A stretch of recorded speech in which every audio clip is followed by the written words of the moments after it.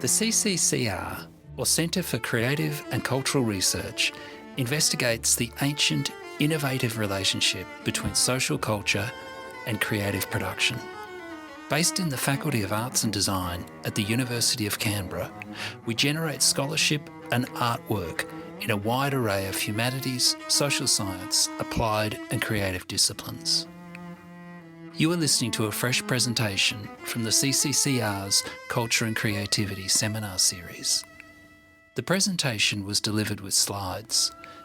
To view those slides, or to learn more about the Centre's work, please follow the links in the program notes. This podcast was recorded on the unceded lands of the Ngunnawal and Ngambri peoples.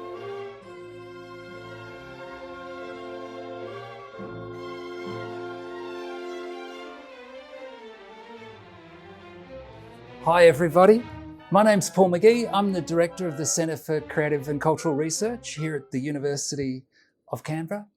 I'd like to start these proceedings by acknowledging that we're here on the lands, the unceded lands of the Ngunnawal and Ngambri peoples. So today it's my pleasure to introduce Hamed Golzad. Hamed is a Senior Lecturer and Program Director of Building and Construction Management here at the University of Canberra, and he's a core member of the Centre for Creative and Cultural Research. Prior to joining academia, Hamed worked as a site engineer and program manager for more than 6 years, successfully handling projects of varying scales and complexities. His research focus is on addressing the critical challenges of workforce, digitalisation and resilience in the built environment sectors. Please join me in welcoming him.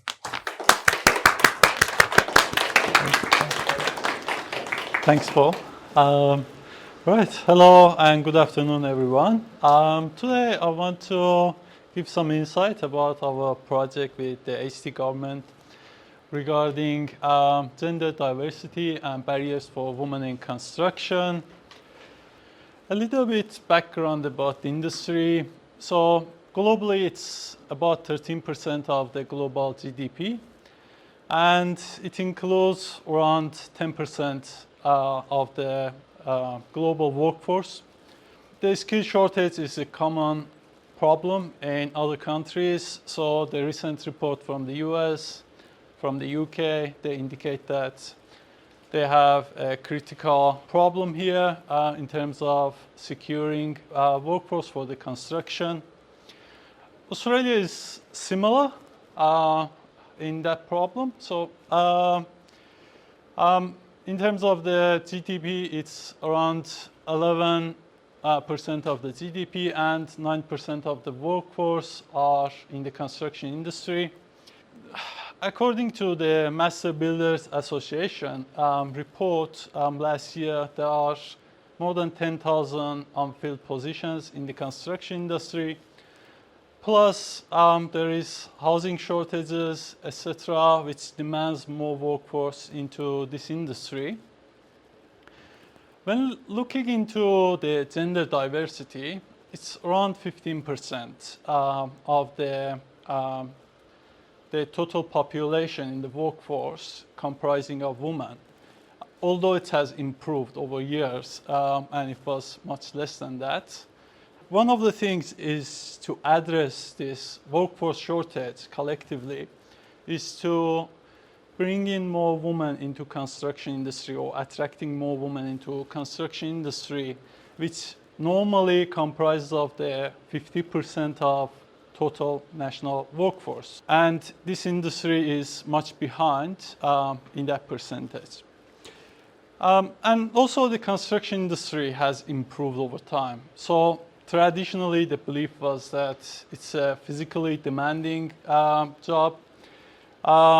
It's all labor-based job, and now looking into the jobs, we have more automation in the industry, more off-site activities. So most of the jobs or activities are done elsewhere in factories, and they basically make the job on site much easier. We have more advanced machineries on site compared to before, and also there are more roles that they are not basically known to people. Essentially, there are more opportunities in the industry. And in this study, we looked through the literature, the existing literature and the recent ones. There are lack of study around understanding why there are less women in construction and what are the barriers. We try to address these three objectives. First, to identify what are the key barriers.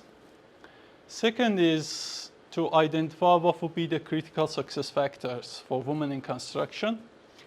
And then looking into policy-wise recommendations, how to improve gender equity. So the research approach we took was qualitative approach to have a deep understanding of what's going on and to identify the key factors. Prior to conducting some interviews, we did some desktop studies, reviewing the existing literature to identify the key factors, key barriers affecting participation of women in construction. Then we conducted semi-structured interviews based on the insights from the literature. So in total, we interviewed 10 participants, 8 female and 2 males. And then we used thematic content analysis to analyze the transcripts of the interviews. So here is the demographics of the interviewees. So mostly female. The work experience is basically evenly distributed, 5 to 10 years. And we had the minimum 5 years of experience as the requirement to participate in the interview. 11 to 20 years and 21 plus. Then among the roles of the interviewees, we had managers, directors, and retired interviewees. It should be noted that those who are in director or manager roles, they've started from lower positions and they basically climbed the ladder into the higher level. So they have a really good understanding of the industry. And the reason for going for 10 interviews was basically based on data saturation rule. So we continued interviews to the point that in the last 2 interviews, we don't see any new information. And then we continue one more step, one more interview. And if it generates new information, we keep going the interviews. But if it doesn't, we stop the interview and we assume the data is saturated enough. So that's about the data collection part. So here are some insights from the interviews. Again, I should emphasize that this is a qualitative research, so the order of the factors, they're not representing their importance. So it needs another step to do a quantitative research to find out which factors are more important. So that's something to mention. So gender bias and sexist attitude. Again, it comes down to the traditional belief or perception that construction is a men's job. And interviewers mentioned that this is still a common thing among the general population. And also that the second one is underrepresentation and lack of role models. So statistics show it that we have 15% women in construction. So essentially we'll have less number of women on site and they feel alone, or there are fewer of women on site compared to men. And that basically gives them the feeling of they are less on site and maybe it's not a position for them. Lack of role models. So there are less number of directors and project managers that are women. Also, interviewers mentioned that these factors has improved over time. So now we are in much better position compared to 10 years ago, and it keeps improving. Work-life balance and family commitments. So construction works generally start from 6 a.m., 7 a.m. Often workers have to work on Saturdays to keep up with the timelines of the projects.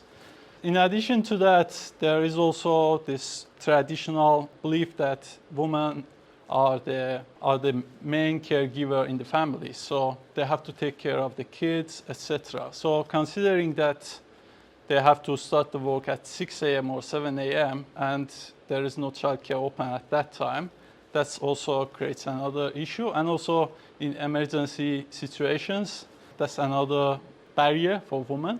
Limited access to mentorship and career development. It's a general thing in construction, so there are less access to mentorship and career development opportunities in construction compared to other sectors like engineering sectors or other ones. So that was another one. Site culture and isolation. I think it was somehow mentioned in the gender bias, but also the site culture has the attitude that women workers are suitable for more office-based jobs and not on-site jobs. And also they feel like isolated for high-risk activities. So the general attitude is to give the high-risk jobs to men, where the salary is also higher. So that's also another factor. Confidence and self-perception. Feeling isolated on site also affect their confidence.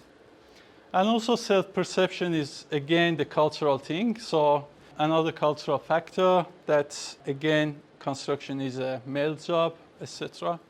So that's another thing. And limited awareness among school leavers about the construction jobs. The general attitude is that the construction works are all labor works and they don't have clear idea about what types of jobs are in the construction and even the salaries, the duties in the jobs and the scope of the jobs, etc. So there is limited awareness. Then we asked the participants about the critical success factors. From the responses, we can categorize them into two groups of personal and organizational factors. So here, up to number 5 are the personal factors, and after that are the organizational factors. Self-confidence and resilience. They mentioned it's important that they have self-confidence and also resilience in such an environment that there are more men compared to women. Communication and networking skills. The interviews mentioned that it's a key skill in construction to be able to develop their networks and communicate well with their clients and their co-workers. Technical and practical skills. They mentioned it's a significantly important factor for them to be able to have good technical and practical skills to be able to achieve higher levels or better positions. Leadership and professionalism. Leadership is basically be able to handle, to be able to manage their teams and have that confidence, and professionalism is always respected in construction.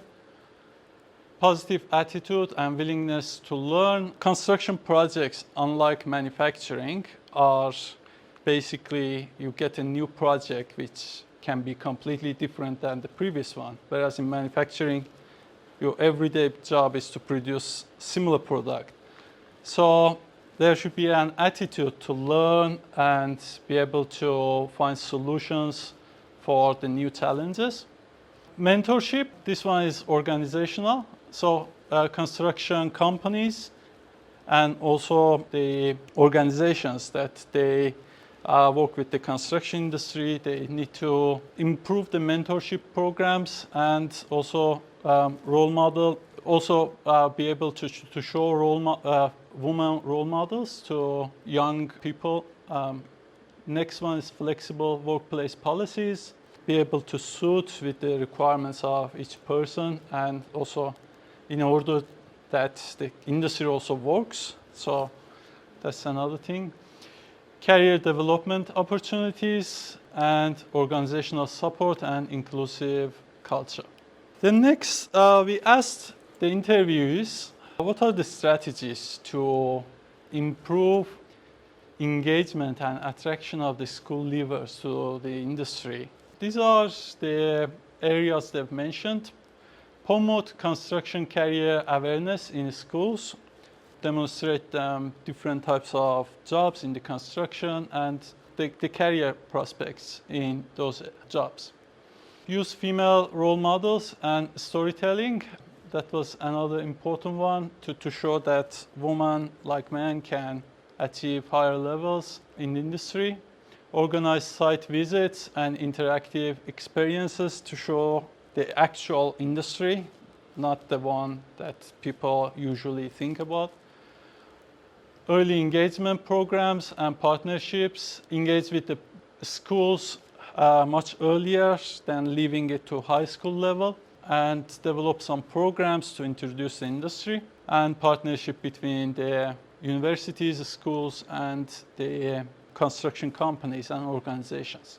Challenge stereotypes actively, show that there can be a work-life balance, and it can be a good industry for those that are interested more into giving more care to their families, or the role model ones. It's also an important one mentioned in this one to show that women are also capable of achieving higher positions.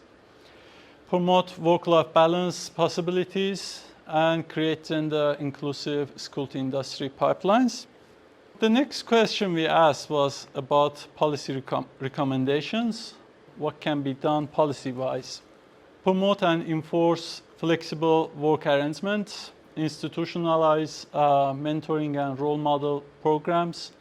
So we have institutions within construction industry like Australian Institute of Building, Master Builders Association.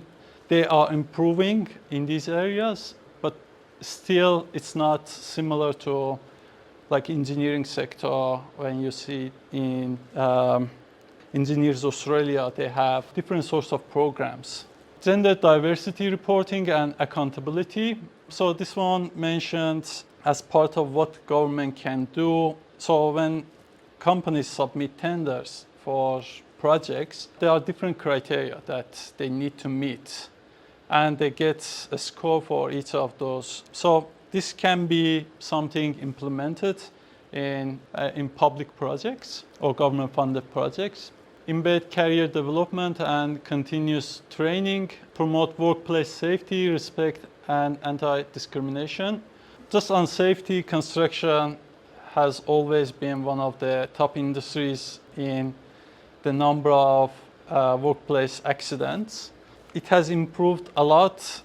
Back in 1990s, it was around 25 per 10,000 workers. Now it's 3.5. So it has improved a lot. It's much safer. And most of the cases of the accidents are where they are not, we don't have an established company doing the job, rather than we have somebody hired to do a small repair or something like that. Improve school-to-industry pipelines, review work hours and site practices, encourage mid-career transition programs, leadership commitment, and cultural change. In conclusion, the challenges are almost the same, but there is a visible progress in the industry. The percentages have increased, and it needs further strategic interventions to further improve the gender equity. The last one, together we can build a better industry, just a quote from one of the interviews. So that's it. Thank you.